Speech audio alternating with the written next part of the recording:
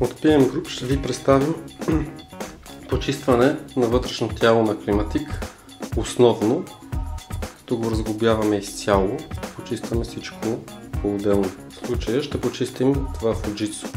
Така изглежда, като свалиме фронт панела.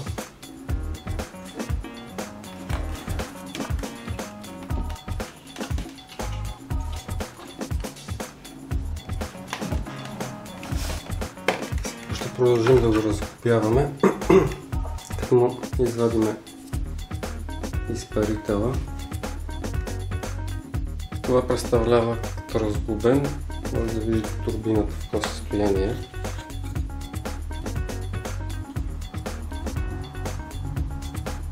Ще се демонтира и ще се изчисти основно изпарителя на боклуци, който отвътре отвънка ще бъде изчистен.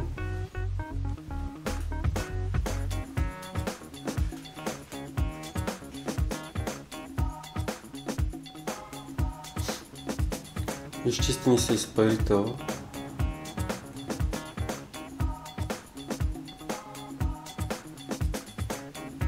кондензната вана,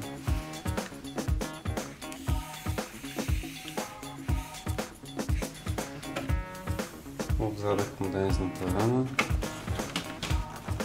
и от тази страна потича водата, всичко е почистено.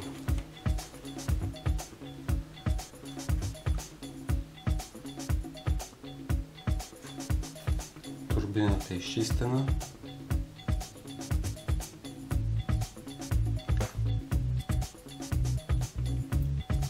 Вече може да се сглобява и климатика като работи няма да мирише на муха.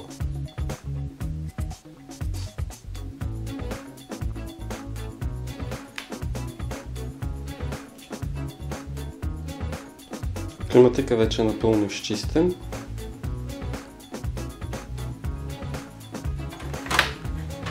Можете да видите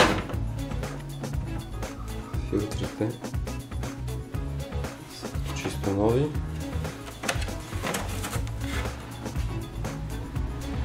Изпарителът е изчистен. Турбини, всичко отвътре е изчистено.